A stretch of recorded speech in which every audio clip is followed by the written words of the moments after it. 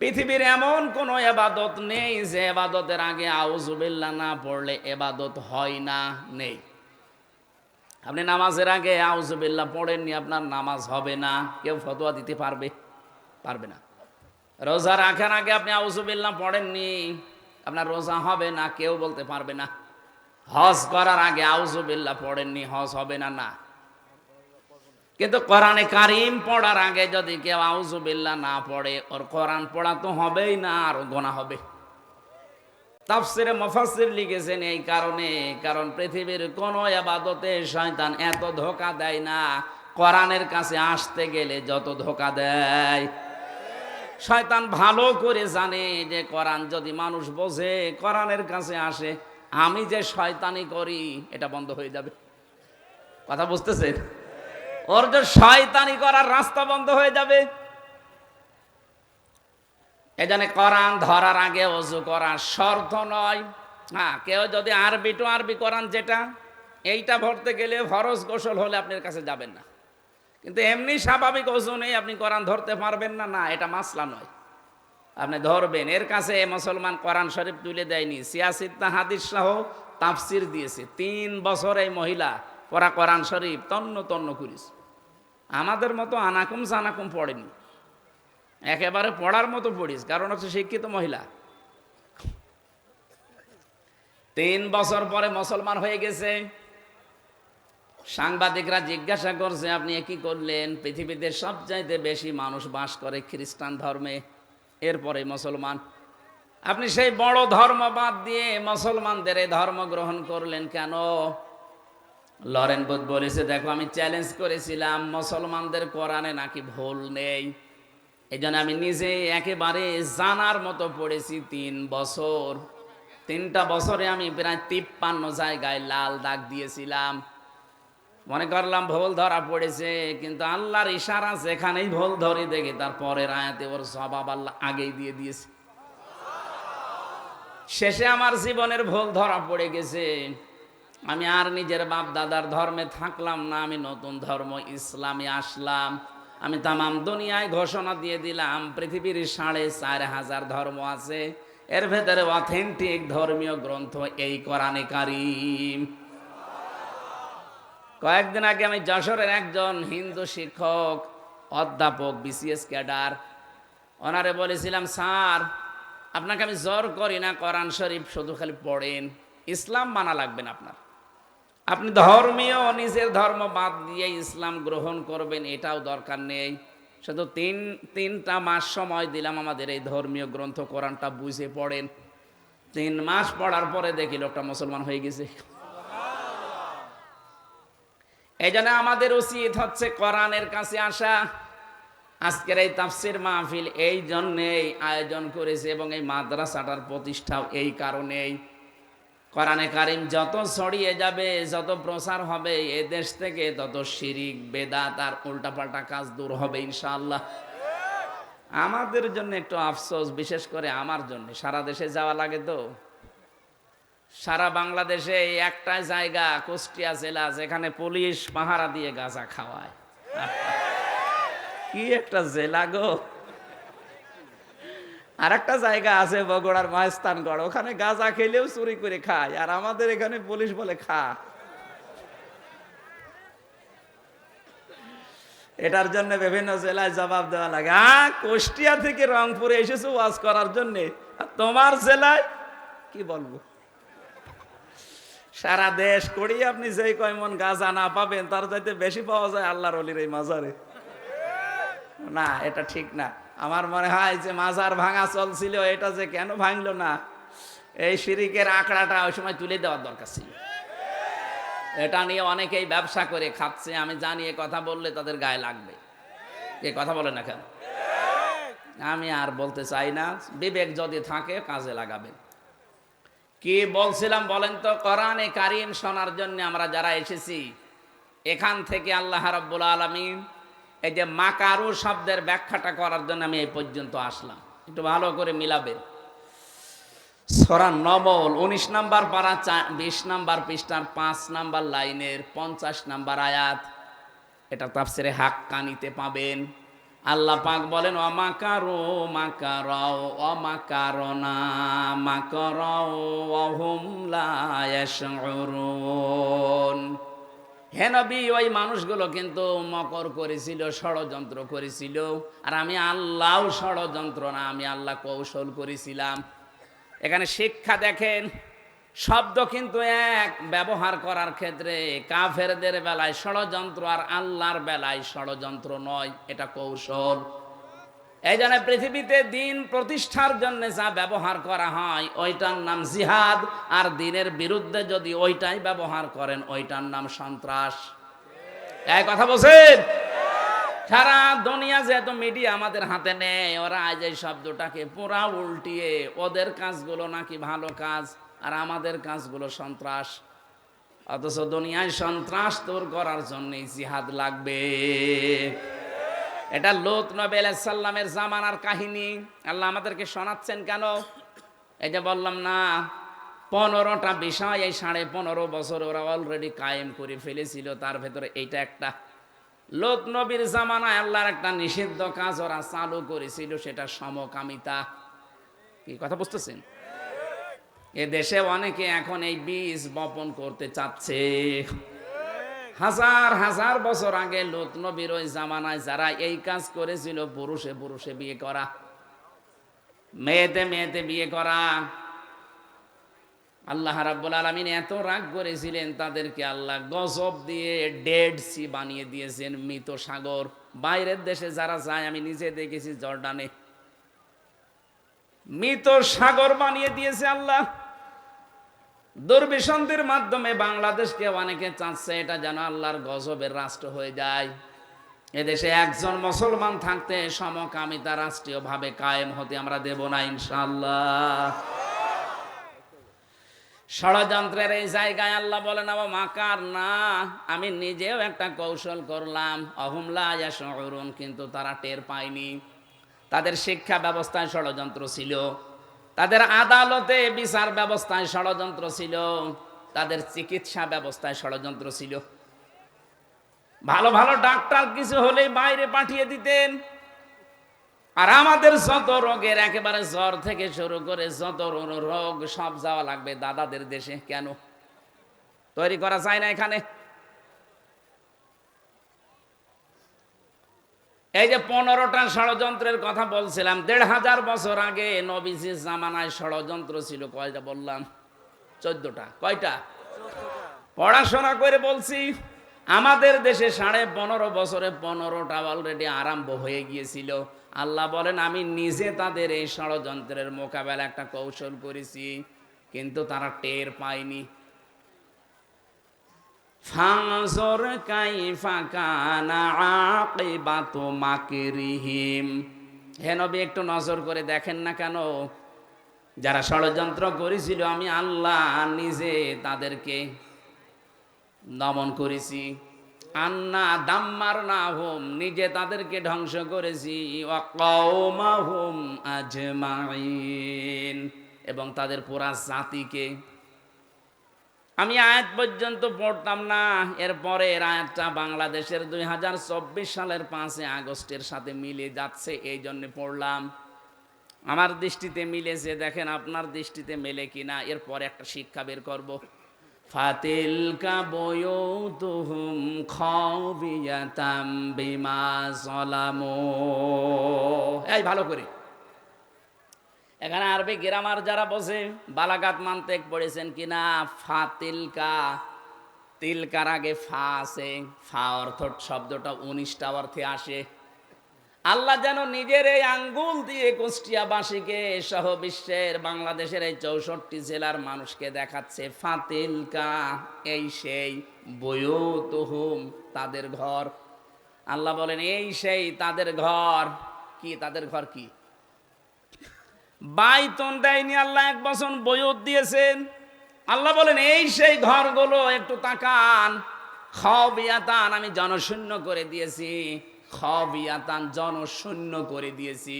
বিমা যালামু, তাদের জুলুমের কারণে। আপনি আগস্টের 5 তারিখের বিকাল 5টা বাজতে বাজতে দেখেন এই দেশের 64 জেলার 630টা থানায় যত জালেমের ঘর ছিল জনগণ সব মিটিয়ে ফেলেছে মাটির সাথে। আপনি কুষ্টিয়ার দিকে তাকান, এই কথা বলছেন এখানে নাম ধরা লাগবে, আপনি টের পাচ্ছেন না? এত দাপট ছিল যাদের দুই ভাই, তাদের দুই ভাইয়ের মারিয়ে দেশের মানুষ আগে ভেঙেছে। এ খবিয়াতান একেবারে মিলে গেছে, খাপের খাপ মুনতাজের বাপ। আল্লাহ বলছেন আমি উজাড় গৃহ বানিয়ে দিয়েছি। গত পরশু দিনও আমি বাড়ির সামনে দিয়ে আসার সময় দেখি বাড়ি মনে হচ্ছে না, অথচ 5 তারিখের আগে ওখানে জমজমাট ছিল। ওই বাড়িটা এখন উজাড় গৃহ, মানুষ দেখছি দলে দলে যে বিভিন্ন দিকে মুখ করে প্রসাব করছে। আমার একটা কথা মনে পড়ছিল, পরশু দিন 16 সালে গিয়েছিলাম হজে। কাবা তাওয়াফ করার পরে উপরে গেলাম, হঠাৎ দেখি আমার পেটে যন্ত্রণা, ব্যথা। এক পুলিশকে ডাক দিয়ে বললাম, ইয়া সাদিক, তাল কি? হে বন্ধু, আমার খুব পেটে ব্যথা করছে, এতক্ষণ তো ভালোই লাগছিল। উনি আমারে বলছে, ইয়া হাজিউল হজ্জা তাই না বিলা দোকান। ও হাজি, দেশ কোথায়? জি, তুমি বাংলাদেশ। বাংলাদেশ থেকে এসেছি। ওর ভাষা দিয়ে আমারে বলছে, হাজি জানেন না এটা কোন জায়গা? না তো। আবু জেহেলের বাড়ি। আপনি এখনো পায়খানা না করে দাঁড়িয়ে আছেন, তাড়াতাড়ি করেন। সত্যি কথা বলছি, পায়খানা করে দেখে আমার পেটের ব্যথা ভালো হয়ে গেছে। আল্লাহ আমাকে বোঝাতে চাচ্ছে, হামজা এত টাকা খরচ করে 6,500 কিলোমিটার দূর থেকে আসলে আর ওই শয়তানের বাড়ি পায়খানা না করে চলে যাবা, তাড়াতাড়ি করো। ঠিক যেন আজকের এই দেশে যতগুলো জালেমের বাড়ি ছিল, আল্লাহ পাক যেন নিজে তাদেরকে জাতীয় উজাড় গৃহ বানিয়ে দিয়েছে। পরশু দিনের জাতীয় পত্রিকা দেখেছেন, ঢাকার ওই বড় বাড়িটা যেখানে মানুষ আবেগে চুমা খেত, দেখলাম অনেকে দলবদ্ধ হয়ে জামাতবদ্ধ হয়ে টয়লেট করছে। হ্যাঁ, 3-4 জন একসাথে যাচ্ছে, বিভিন্ন দিকে মুখ করে আল্লাহ রাস্তায় চালাচ্ছে। আমার মনে হয় এদের পেটে আমার মতো ব্যথা, এই কথা বলছে না। আমি খাবিয়াতান শব্দটা তাফসিরে পড়েছি ইবনে কাসিরে। আল্লাহ বলেন, আমি এমন জনশূন্য করে দিয়েছি, এমন উজাড় গৃহ বানিয়েছি। কেন জানো? তোমাদেরকে একটা শিক্ষা দেওয়ার জন্য। এবার আসেন আমাদের বিষয়। ইন্না ফি যালিকা লাআয়াতাল লিকাউমিন ইয়ালামুন। অবশ্যই এর ভেতরে তোমাদের জন্য শিক্ষা আছে। লামে তাকিদ, অবশ্যই শিক্ষা আছে যদি তোমরা জ্ঞানী হয়ে থাকো। আল্লাহ আমাদের বোঝাতে চায়, আগামীতে যদি কেউ ক্ষমতার চেয়ারে বসে জুলুম করে, তার বাড়িও জাতীয় টয়লেট বানানো হবে। এজন্য আমরা যেন সাবধান থাকি, আর যাই করে যেন জালেম হয়ে না যায়। এই কথা বোঝেন কিছু নাকি আন্দাজে ঠিক বলেন? ঠিক আছে।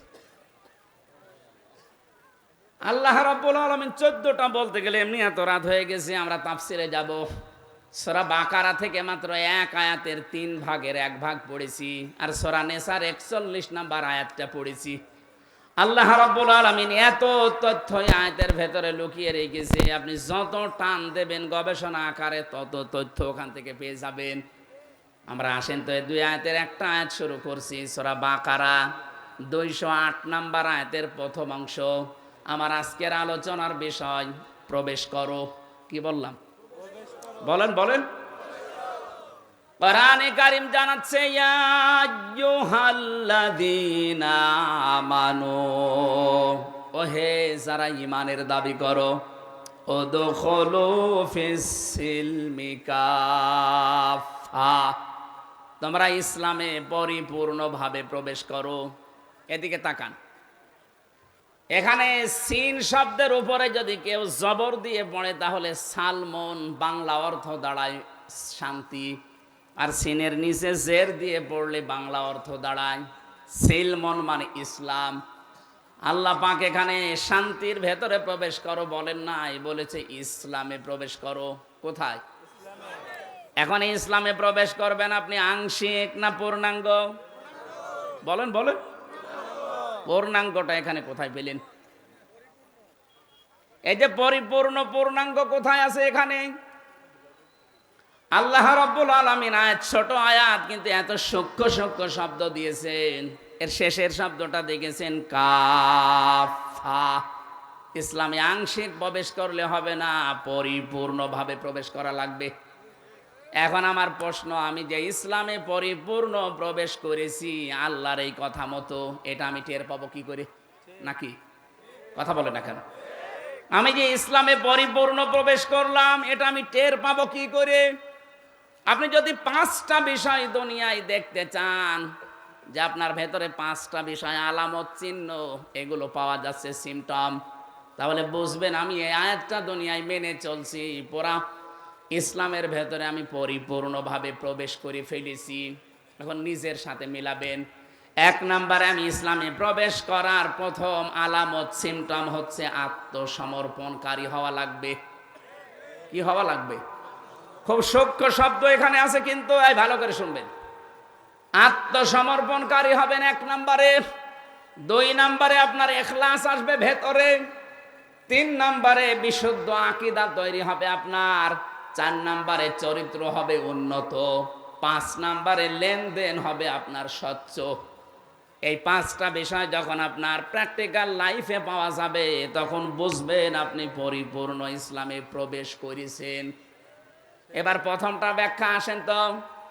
আত্মসমর্পণ এই শব্দ দিয়ে আমরা কি বুঝলাম? যে মাথা নত করা লাগবে। কথা বলে না কেন?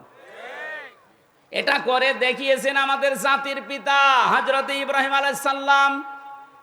এই বানানোটা না, আল্লাহর বানানোটা। আমরা তো অনেকে যাকে তাকে বানিয়ে দেই না। আল্লাহ যেটা বানিয়েছিলেন তার নাম কি? আরো জোরে বলেন। মিল্লাতা আবিকুম ইব্রাহিম হুয়া সাম্মাকুমুল মুসলিমিন। তাম দুনিয়ার ময়দানে আয়াতটা আছে, 257টা রাষ্ট্রে আয়াতটা চলছে। আল্লাহ পাক বলেন তোমাদের মুসলিম জাতির পিতা ইব্রাহিম, কারণ তিনি তোমাদের নাম রেখেছেন মুসলিম। বাবা হিসাবে তিনি আমাদের নাম রাখলেন সন্তানের কি? আরো জোরে বলেন। কি সুন্দর একটা নাম রেখেছেন, আত্মসমর্পণকারী। বাবার 11টা দায়িত্ব পালন করা লাগে। সন্তান শুধু জন্ম দিলেই বাবা হওয়া যায় না, 11টা দায়িত্বের প্রথম নাম্বারে তার একটা অর্থবোধক নাম দেওয়া লাগে। এদেশে বহু বাবা আমরা দেখতে পাচ্ছি, বহু মা এমন আছে খালি জন্মিয়ে ছেড়ে দিয়েছে, এমন নাম দিয়েছে ও কি হিন্দু না মুসলমান বোঝা যায় না। আমি কি বেশি বললাম? এরকম নাম দেশে নেই। আপনি নামটা রাখবেন অর্থবোধক। কিয়ামতে আল্লাহ যখন বিচারের কাঠ গড়ায় কিছুই পাবে না, আপনার নামটা দেখবে। আজকের প্রধান অতিথির নাম জাকির হোসেন। জাকির মানে জিকিরকারী। বিশ্বনবীর একজন নাতির নাম ছিল হোসেন। এই অর্থবোধক, অর্থ দেখে দেখে আপনি নাম রাখবেন, ওর প্রভাব তার জীবনের উপরে পড়বে। কারণ নাম যদি আসাদ থাকে, আসাদ মানে সিংহ বাঘ, তার চরিত্রের ভেতরে সাহসিকতা ফুটে উঠবে। কারণ নাম রেখে দিয়েছেন কুকু। নাম কি? ওর দাদি বুড়ো মানুষ বলছে কুকুর, এদিকে আয়। আমরা এখান থেকে শিক্ষা পেলাম, বাবা হতে হলে, মা হতে হলে 11টা কাজের প্রথম কাজ সন্তানের নাম রাখা লাগবে, অর্থবোধক। কথা বুঝতেছেন? কিয়ামতে আল্লাহ কিছুই যখন পাবে না মাফ করার জন্য, তখন বলবেন নাম। নামের খাতিরে আল্লাহ অনেককে মাফ করে দেবে। তাই বলে আবার হাউ আঙ্কেলের মতো নাম হলে সমস্যা। কি আঙ্কেল? How uncle. নবীর নামের বদনাম করে ফেলেছে শয়তান। একটা আলেমের সাথে বিয়াদবি করার কারণে আল্লাহ তাকে এত অপমান করেছে, বাংলাদেশে এত অপমান কেউ হয়নি। এখন সারা দেশে ওর নাম হাউ আঙ্কেল আর 3 ইঞ্চি। আর কি নিচে নামবে? হযরত ইব্রাহিম আলাইহিস সালাম তিনি আত্মসমর্পণ করেছিলেন। তাকান, আমাদেরও ওইভাবে করা লাগবে। সূরা বাকারার 131-32 নম্বর আয়াতে আল্লাহ দলিলগুলো দিচ্ছেন। কয়েকটা বিষয় এখান থেকে বের হবে, ভালোভাবে শোনেন। কষ্ট হচ্ছে? আল্লাহ পাক বলেন ইদি ক্বালা লাহু রাব্বুহু আসলিম ক্বালা আসলামতু লিরাব্বিল আলামিন। বলেন আল্লাহু আকবার। উনি গাছের মাথায় বসে কোড়াল দিয়ে কাঠ কাটছিলেন। আল্লাহ পাক বলেন ইব্রাহিম আত্মসমর্পণ করো। তিনি বললেন আল্লাহ আমি এখান থেকে কি করে আত্মসমর্পণ করি? গাছের মাথায় বসে কোড়াল দিয়ে খাতনা করো, এইটাই তোমার আত্মসমর্পণ। ওখানে কোড়াল দিয়ে খাতনা করে তিনি বললেন আমি আত্মসমর্পণ করলাম বিশ্ব জগতের মালিকের কাছে। কি পেলেন এখান থেকে? ইব্রাহিম নবী আমাদের জাতির পিতা 50টা পরীক্ষা দিয়েছিলেন দুনিয়ায়। কয়টা? এর 50 নাম্বার পরীক্ষা ছিল এইটা। উনি খাতনা করেছিলেন। আধুনিক বিজ্ঞান আজ এই শব্দটা নিয়ে, এই বিষয়টা নিয়ে গবেষণা চালিয়ে দেখেছে স্বাস্থ্যসম্মত এবং শরীরকে সুস্থ রাখার জন্য খাতনা অনেক জরুরি। যদিও অনেক হিন্দু ভাইরা এটা করে না, এই জন্য ওদের বলা হয় ফুল হাতা। আমরা কি হাফ হাতা। আমি এই শব্দটা জেলখানায় যে আমি যে জেলার পেয়েছিলাম দেবদুলাল, ও যখনই প্রবেশ করতো ভেতরে মানুষ বলতো ফুল হাতা আসতেছে। ফুল হাতা কি গো? পরে শুনলাম মুসলমানই দেয়নি এই জন্য ফুল হাতা, আর আমরা যারা দিয়েছি আমরা হাফ হাতা। শেষ পর্যন্ত ইব্রাহিম আলাইহিস সালামের এই সুন্নাতটা আমরা মুসলিম জাতি হিসাবে দাবি করলে সুন্নত মনে করে মানি। ওনারা যারা মানেন না ওনাদের বিভিন্ন রোগ হয়ে যায়। এই জন্য শিক্ষিত ধর্মীয় যারা আছে হিন্দু দেখবেন, আমি দেখেছি তাদের খোঁজ খবর নিয়ে ওরা গোপনে মুসলমান ডাক্তারের কাছে যে মুসলমানি দিয়ে দেয়। আমার যেহেতু ওই বিষয়টা না, আমার বিষয় ছিল ইব্রাহিম নবী আত্মসমর্পণ করেছিলেন। যেখানে আল্লাহ বললেন আত্মসমর্পণ করো, কি করে করব? খাতনা করো, তাই করেছিলেন। তার মানে আপনি ইসলামে প্রবেশ করেছেন, এটার আলামত আল্লাহ যা বলে আপনি তাই। আপনার মন মতো আর কিছু করতে পারবেন না। যদি করেন তাহলে ইসলামে এখনো পরিপূর্ণ প্রবেশ। বলেন বলেন। হযরত ইব্রাহিম এবং সন্তানদেরকে ডাক দিলেন। আওয়াসা বিহা ইব্রাহিম বানিহি ওয়া ইয়াকুব ইয়া বানিয়া ইন্নাল্লাহা আসতাফা লাকুমুদ-দীনা ফালা তামুতুন্না ইল্লা ওয়া আনতুম মুসলিমুন। রব্বুল আলামিন বলেন হযরত ইব্রাহিম তোমাদের জাতির পিতা এবং ইয়াকুব কি করেছিল জানো? আত্মসমর্পণ কি করে করা লাগে দেখো। তাদের সন্তানদেরকে ইন্তেকালের আগে ডাক দিয়ে বললেন কলিজার টুকরা সন্তানেরা, অবশ্যই আল্লাহ, ভালো করে শুনবেন, অবশ্যই আল্লাহ তোমাদের জন্য নির্বাচিত করেছেন, চয়ন করেছেন, ভালোবেসেছেন, পছন্দ করেছেন, চুজ করেছেন একটা দিনকে। কাকে? আরো জোরে বলেন, আরো জোরে। দিন মানে রাতের পরে যেটা আসবে। বলেন। 4,500 দিন আছে এই দুনিয়ায় এখন। জাতিসংঘের আন্ডারে এখন 195টা দেশ আছে। বাকি দেশগুলো স্বাধীন পরাধীন মিলে এই জন্য জাতিসংঘের আন্ডারে আসে নাই। কিন্তু পৃথিবীর মানচিত্রে রাষ্ট্রের সংখ্যা 257টা। 4,500 দিন ধর্ম চলছে তামাম দুনিয়ায়। আল্লাহ পাক বলেন দিন কি জানো? ইন্নাদ-দীনা ইনদাল্লাহিল ইসলাম। বলেন আল্লাহু আকবার।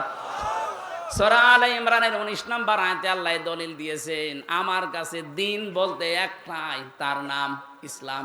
তার নাম কি? আমাইয়াবতাগি গায়রাল ইসলামি দীনান ফালা ইউকবালা মিন।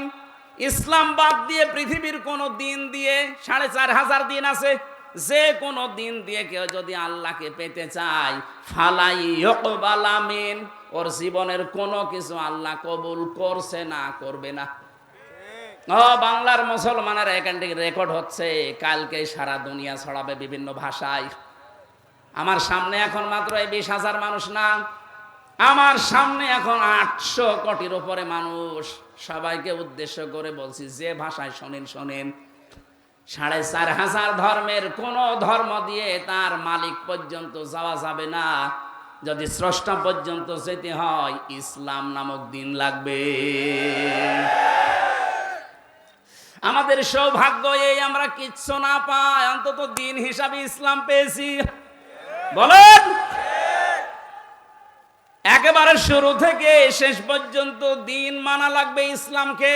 এবার আসেন তো, একটা পরিবার থেকে শুরু হয়। একটা মানুষ বিয়ে শাদী দিয়েই তো পরিবার গঠন করে। আপনি ভালো করে সূক্ষ্মভাবে বুঝবেন, পরিবার থেকে যখন দিন শুরু হচ্ছে, দিন মানে, আরো জোরে বলেন, পরিবারে ইসলাম নেই? আরো জোরে বলেন, পরিবারে ইসলাম কি? এই যে যারা বিবাহ শাদী করতে চান, পরিবারে ইসলাম হচ্ছে বরযাত্রী খাওয়া জায়েজ নেই, ওলিমা করা লাগবে। আপনি তো দিন নেওয়া লাগবে মুহাম্মদুর রাসূলুল্লাহর কাছ থেকে। তিনি জীবনে যতগুলো বিয়ে করেছেন, কোনোদিন বরযাত্রী নিয়ে 200-300 জন গেছে মেয়ের বাড়িতে? কথা বলে না কেন? তিনি যত বিয়ে করলেন, প্রতিটি বিয়েতে তিনি করেছিলেন ওলিমা, নিজের বাড়িতে মেয়েদের লোক নিয়ে এসে খাওয়িয়েছেন। কিন্তু বাংলাদেশ সহ বিশ্বের বহু জায়গায় আমি দেখতে পাচ্ছি এই দিনটা আজ পরিবারে নেই। কথা বলে না কেন? কুষ্টিয়াতেও নেই। এখানে বহু মা বাবা বসে আছে, ওরা ছেলে বিয়ে দেওয়ার সময় মেয়ের বাড়িতে আরো 200-300 জন নিয়েছে, মরণের খাওয়া খাচ্ছে। আরে এই যে বরযাত্রী, 1 নম্বর বরযাত্রী। এই সিস্টেম বন্ধ করা লাগবে, যেহেতু ইসলামে নেই। আপনি ওলিমা করবেন, যতটুকু সামর্থ্য আছে বাপ দাদার, আপনার নিজের মেয়ের বাড়িতে থেকে আরো দরকার হয় 100-150 মানুষ নিয়ে আনবেন।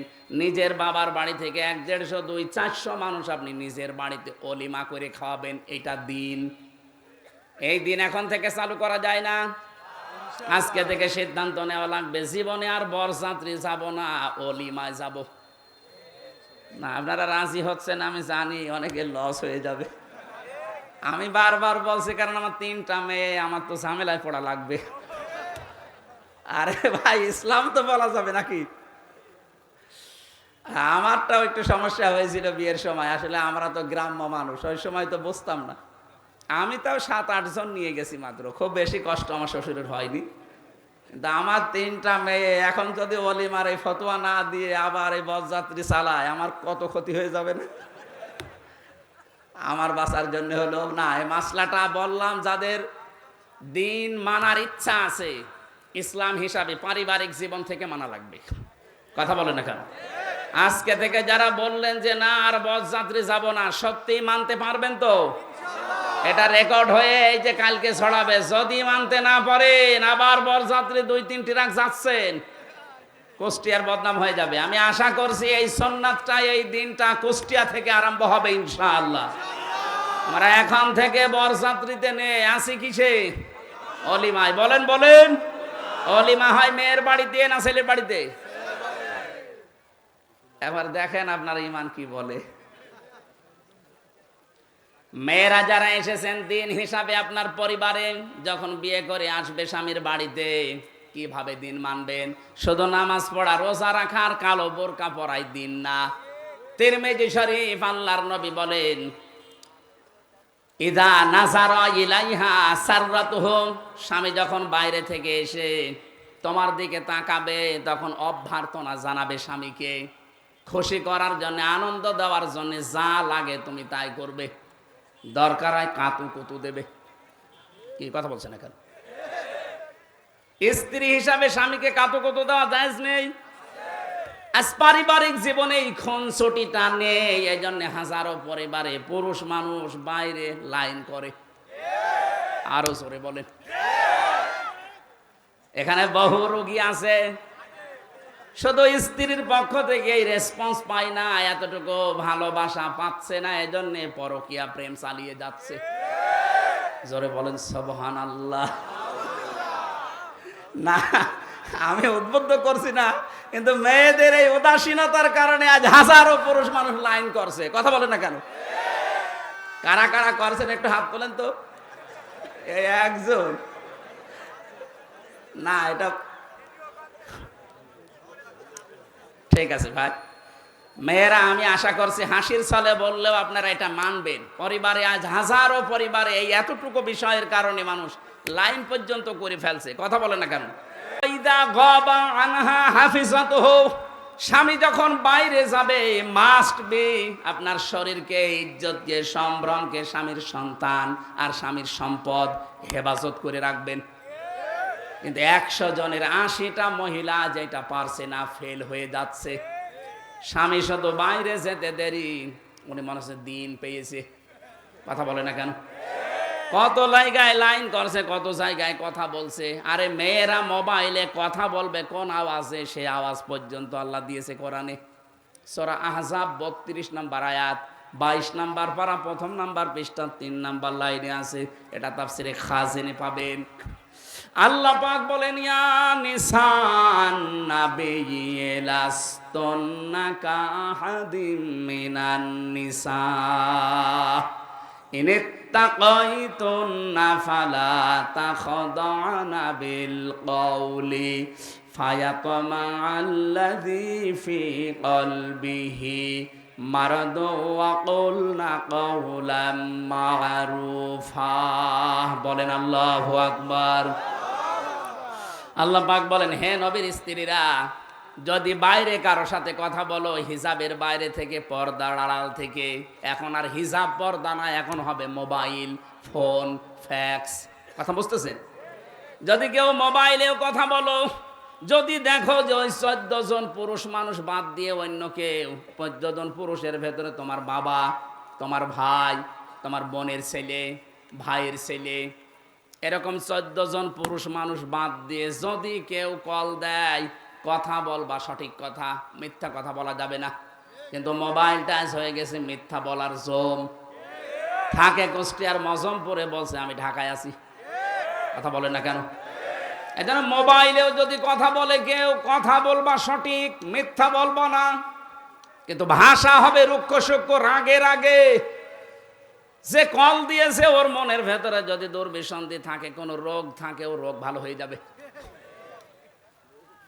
কি সূক্ষ্ম বিষয় দিয়েছেন আল্লাহ। মোবাইলে কথা বললেও কথা কোন আওয়াজে হবে, এটা যদি কাবা শরীফের ইমামও কল দেয়, তাও আপনার ভাষা রুক্ষ সূক্ষ্ম হবে, কথা বলে না কেন?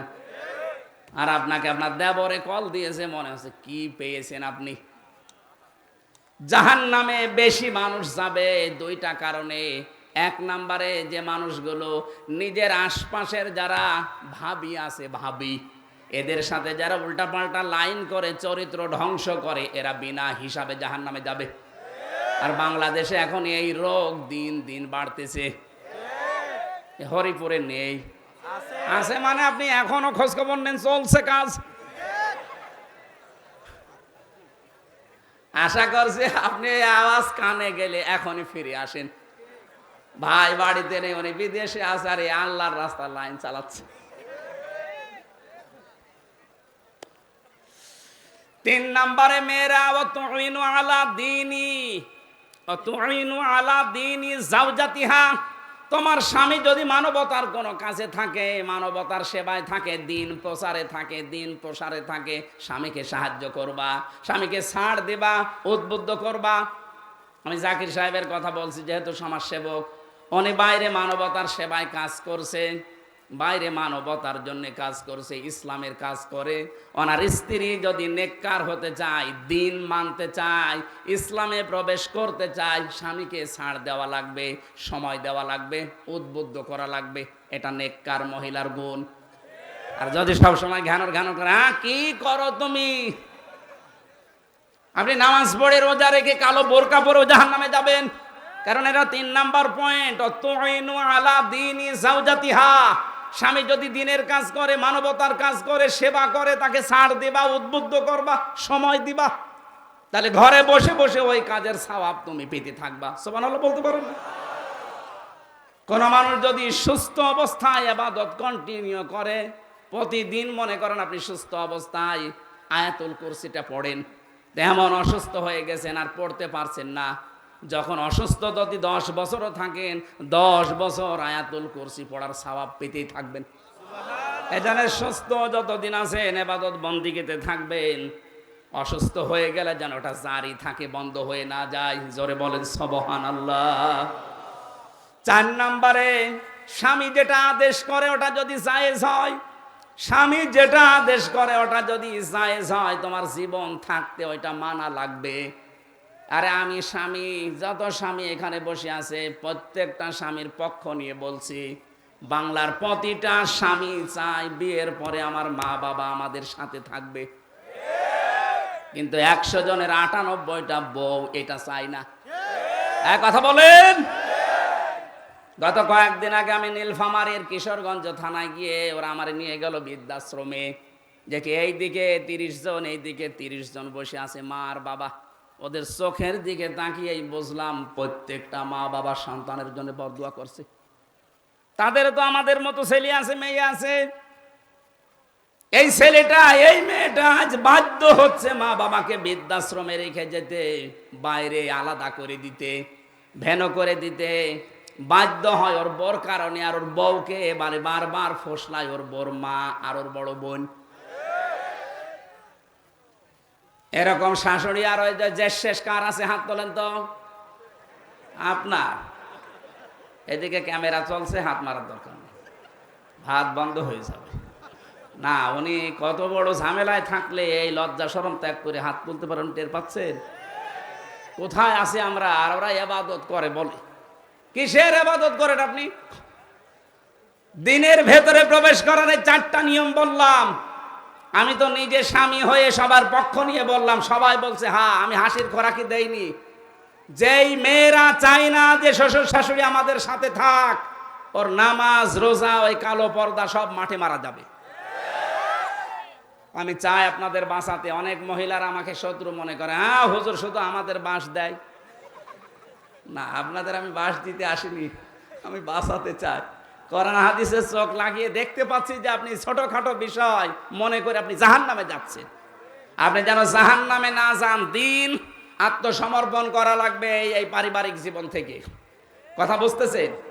2 নম্বরে আমাদের ইখলাস থাকা লাগবে প্রত্যেকটা কাজে। যা করব কার জন্যে? আরো জোরে বলেন। আমি যদি শাহিন সাহেবকে ভালোবাসি লোক দেখানোর জন্য না, আল্লাহর জন্য বাসা লাগবে। যদি ঘৃণাও করি তাও আল্লাহর জন্য করা লাগবে। এইটা আজ যদি বাংলাদেশে চালু হয়ে যেত, ইসলাম অনেক এগিয়ে যেত। আপনি এই কথার অর্থ বোঝেন? মানা হাব্বা লিল্লাহ ওয়া আবগাদা লিল্লাহ ওয়া আতাআ লিল্লাহ ওয়া মানা লিল্লাহ ফাকাদ ইসতাকমালাল ঈমান। নবীজি বলেন, কাউকে ভালোবাসলে আল্লাহর জন্য বাসবা, কাউকে ঘৃণা করলে আল্লাহর জন্য করবা, কাউকে কিছু দান করলে আল্লাহর জন্য করবা, কাউকে দান করা থেকে বিরত থাকলে আল্লাহর জন্য করবা। তাহলে ফাকাদ ইসতাকমালাল ঈমান, তোমার ঈমান আল্লাহ পরিপূর্ণ করে দেবে। বলেন সুবহানাল্লাহ। ইখলাস লাগবে সব কাজে ভাই। যা করেন, একটা খোরমা দান করতে হলেও লোক দেখানো না, ইখলাস লাগবে কার? 3 নম্বরে আমাদের আকীদা শুদ্ধ করা লাগবে। আজ বাংলাদেশে একটা কথা ছড়ানো হচ্ছে, জামাতে ইসলামী বাংলাদেশের বিরুদ্ধে, যে এদের আকীদা ঠিক নেই। এটা ডাহা মিথ্যা কথা। পড়াশোনা আপনার চাইতে আমি কম করিনি। আমি কওমি মাদ্রাসা, আলিয়া মাদ্রাসা, বিশ্ববিদ্যালয় সবগুলো শেষ করেছি। আকীদা কি বোঝেন আপনি? যে মজলুম একটা দলের ওপরে আকীদার দোহাই দিয়ে এদের ওপরে দোষারোপ করেন, একটা মিথ্যা তহমত লাগাচ্ছেন, কিয়ামতে আপনি আসামি হয়ে যাবেন। আকীদার বিষয়ে কারোর সাথে কোনো মত পার্থক্য নেই। হ্যাঁ, কিছু মাসলা মাসাইলে পার্থক্য থাকতে পারে, এটা ইমামদের ভেতরে ছিল। যারা মুজতাহিদ, যারা গবেষক, তারা যদি গবেষণা করতে গিয়ে কোনো বিষয় ভুলও করে তাও একটা সওয়াব পাবে, আর যদি ঠিক হয় ডবল সওয়াব পাবে। আপনি নিজে কোনো চিন্তা ভাবনা করেন না, ছাতা কেউ করতে গেলে তার পাশে লেগে থাকেন সব সময়। কথা বলে না কেন? এগুলো ছোট মনের পরিচয়। আজ যাদের বলা হচ্ছে এদের আকীদা ঠিক নেই, কি আকীদা আপনার? একটু ফাঁসির দড়িটা গলার কাছে নিয়ে দেখেন তো কেমন আকীদা, দেখবো আপনার। 4 নাম্বার, আমাদের উন্নত চরিত্র তৈরি করা দরকার। আর এটা তৈরি করতে হলে মুহাম্মদুর রাসূলুল্লাহর বিকল্প আর কেউ। 5 নাম্বারে লেনদেন স্বচ্ছ থাকতে হবে। আজ অনেক মানুষ আছে দেখতে মনে হয় ভালো মানুষ, কিন্তু কোন দোকানে যদি বাকি করে খায় জীবনে ওই দোকানের সামনে দিয়ে যেতে চায় না। একটা মানুষ কতটুকু স্বচ্ছ তার লেনদেন দেখে বুঝবেন আপনি। নবীজি বলেন, কাউকে দায়িত্ব দেওয়ার আগে আমি 8-10 দিন, 15 দিন, 20 দিন, 1 মাস লক্ষ্য করতাম যে লোকটার লেনদেন কেমন। আজ যদি বাংলাদেশে যারা দায়িত্ব দেওয়া হয় রাষ্ট্রীয়ভাবে, যদি এইটা খেয়াল করে দেখতাম, এই দেশে দুর্নীতি চুরি বন্ধ হয়ে যেত। নৈতিকতার মানে চারিত্রিক উন্নতির, এই যে আকীদার কথা যাদের বলা হয়, ইসলামিক অর্থনীতি, যেটা অর্থনৈতিক বিষয়গুলো কেউ যদি অলির দাবি করে, বাংলাদেশে ইসলাম প্রতিষ্ঠার কাজ যারা করে তার চরিত্র সবচাইতে উপরে আছে। ইসলামী অর্থনীতি যেটা টাকা পয়সার লেনদেন, এটা যদি এই দেশে একামতে দিন যারা কায়েম করতে চায় তাদের চাইতে উন্নত চরিত্র আজও কেউ যেতে পারেনি, আমার মনে হয় পারবেও না। আপনি কিসের আকিদার প্রশ্ন তুলে আন্দাজে মিথ্যা তাদের নামে তহমত দিন, এটা বন্ধ করবেন না, এই যে আসামি হয়ে যাবেন। প্রথম নাম্বারে গেল এই 5টা, এবার দ্বিতীয় শব্দে আছে 8টা, তৃতীয় শব্দে আছে 11টা, চতুর্থ শব্দে আছে 22টা, পঞ্চম শব্দে আছে 27টা। এতগুলো বিষয় একটা একটা করে 12টা পার হয়ে গেছে। আমি এত রাত পর্যন্ত আর পারবো না। কালকে মাহফিল ডবল আছে, মাপ চাচ্ছি। আগামী থেকে আসলে একটা করে মাহফিল নেই। হাফিজ জোর করে ডেটটা নিয়েছে, আর যারা বসে আছে এরা ঘুমাবে, আমারও ঘুমানো লাগবে। ফজরের নামাজ তাহাজ্জুদ আছে, সকালে আবার যাওয়া লাগবে সেই ঝিনাইদা। আজকের মতো শেষ করে দিচ্ছি, আগামীতে আসলে কথা বলবো। আল্লাহুম্মা আমিন। লা ইলাহা ইল্লা আনতা সুবহানাকা ইন্নী কুনতু মিনাজ জালিমিন। এই মাথা নিচু করেন, মাথা নিচু করেন, চক্ষু বন্ধ করেন। রব্বুল আলামিন, আমার প্রাণ প্রিয় জেলা কুষ্টিয়া, আমার মাতৃভূমি, আমার জন্মভূমি, আল্লাহ তাআলা হাটো শরীফপুর ইউনিয়ন পরিষদের এই ময়দানে বসে কোরআনে কারীম থেকে কিছু কথা আমরা শুনেছি। ইসলামে প্রবেশ করতে হলে যে 5টা আলামত লাগে, আমরা অল্প কথায় বোঝানোর চেষ্টা করেছি। আমি আশা করছি, বিশ্বাস করছি তোমার বান্দা বান্দিরা বুঝে ফেলেছে। এদেরকে তুমি প্র্যাকটিক্যাল লাইফে আমল করার তৌফিক দাও। এ বিশাল আয়োজনে যারা শ্রম দিয়েছে, আল্লাহ, মাওলানা হাফিজুর রহমান জিহাদি সহ শত মানুষ এই মাহফিলের জন্য কাজ করেছে। কোরআন প্রচার হবে, প্রসার হবে, এই নিয়ত যাদের ছিল, আল্লাহ তোমার রহমত এগিয়ে দাও। এ মাহফিলের জন্য টাকা পয়সা যারা দিল, এদের টাকাগুলো হযরতে ওসমানের সাথে মঞ্জুর করো। আল্লাহ তাআলা এখানে প্রধান অতিথি হিসাবে যিনি এসেছেন, আমাদের অভিভাবক শ্রদ্ধাভাজন বড় ভাই ইঞ্জিনিয়ার জাকির হোসেন সরকার, আল্লাহ তাআলা তার যে মনের ইচ্ছা আছে, জায়েজ ইচ্ছাগুলো তুমি পূরণ করে দাও। বিশেষ অতিথি অধ্যাপক সুজাউদ্দিন জদ্দারকে কবুল করো। যত অতিথি আমরা এসেছি, বিশেষ করে এখানকার চেয়ারম্যান যিনি মোশতাক হোসেন মাসুদ ভাই, যে দায়িত্ব তার মাথার উপরে দিয়েছে, জনগণের সঠিকভাবে পালন করার তৌফিক দাও। আল্লাহ তাআলা, সারাটা জীবন অপরাধ করে জীবনটা নষ্ট করে ফেলেছি। হাত উঠায়া কথা বলবো ভয় করে, লজ্জা করে। আমাদের অপরাধের দিকে তাকিও না, তোমার রহমতের দিকে তাকাও। আল্লাহ তাআলা, জীবনে যত অপরাধ করেছি, কোরআনের আজকের এই অনুষ্ঠানের ইজ্জতে অপরাধগুলো নেকি বানিয়ে দাও। এই শহর এলাকার মাটির নিচে যত মানুষ ঘুমিয়ে আছে, আল্লাহ, কবরগুলো জান্নাতুল ফেরদাউস বানিয়ে দাও। রব্বুল আলামিন, যত অতিথি এখানে এসেছে, প্রশাসনের ভাইরা এসেছে, নিজেদের বাড়ি ঘর স্ত্রী পুত্র ছেড়ে যারা কুষ্টিয়ারে ময়দানকে পাহারা দিচ্ছে, আল্লাহ তুমি হামিও নাসির হয়ে যাও। তাদের পরিবারস্থ লোক যারা বিভিন্ন জেলাতে আছে, এদেরকে তুমি পাহারা দিয়াও। এদের শরীর সুস্থ রাখো, সহি সালামতে রাখো। বাংলার প্রশাসনের ওপরে দেশের মানুষের যে উল্টা ধারণা আছে, আল্লাহ তুমি ধারণাটা সুধারণায় পরিণত করে দাও। পুলিশ, আমি অন্যান্য দেশে যে দেখেছি, পুলিশ পেলেই সাধারণ জনগণ তাদেরকে চা খাওয়ায়, কফি খাওয়ায়। এই দেশের পুলিশকে আল্লাহ তুমি এমন বানিয়ে দাও যেন এরা জনগণের বন্ধুই হয়ে যায়। যত মানুষ আমাদের মনের ভেতরে যার যে আশা আছে, এগুলো তুমি পূর্ণ করে দাও। মাওলানা হাফিজুর বহু কষ্ট করে আজকের এই আয়োজন সাজিয়েছে। আইলা ইঞ্জিনিয়ার টোটল সাহেব দোয়া চেয়েছে, তাকে তুমি মাফ করো, তার মা বাবাকে ক্ষমা করো। এই দেশটা যখন জুলুম থেকে মুক্ত করেছো, কিয়ামতের আগে কোনো জালেম যেন বাংলার চেয়ারের বসতে না পারে, তৌফিক দাও। রব্বুল আলামিন আসার সময় দোয়া চাচ্ছিলেন ম্যাডাম খালেদা জিয়ার জন্য, তিনি অসুস্থ, শেফায়ে কামেলা জেলা নসিব করে দাও। তার স্বামীর জন্যও দোয়া চেয়েছে, শহীদ প্রেসিডেন্ট জিয়াউর রহমানকে তুমি মাফ করে দাও। তার সন্তান আরাফাত কবরে আছে, আল্লাহ আরাফাতুর রহমানকে মাফ করো। আর এক সন্তান বাইরে আছে, সহি সালামতে দেশের মানুষ দেশে তুমি ফিরিয়ে নিয়ে আসো আল্লাহ। চর্ম চোখে বড় আশা জাগে দেখতে যে দেশটা তোমার কালাম দিয়ে চলছে। জীবনে কিছুই যদি তোমার পছন্দ না হয়, আইলে হাজার হাজার মানুষের দিকে তাকাও, এদের আকাঙ্ক্ষা, এদের মনের কাকতি মিনতি, তোমার আইনটা আমরা দেখতে চাই। চর্ম চোখে যেন এটা দেখতে পারি, কোরআন দিয়ে বাংলার এই জমিন চলছে। কুষ্টিয়া সদর থানার ওসি, জেলার এসপি, ডিসি সহ যারা দায়িত্বে আছে প্রশাসনে, তোমার খাস রহমত তাদের উপরে নাজিল করো। যার কাছে আজরাইল পাঠাবে, মুখ দিয়ে যেন একবার হলেও বের হয়ে যায় লা ইলাহা ইল্লাল্লাহু মুহাম্মাদুর রাসূলুল্লাহ।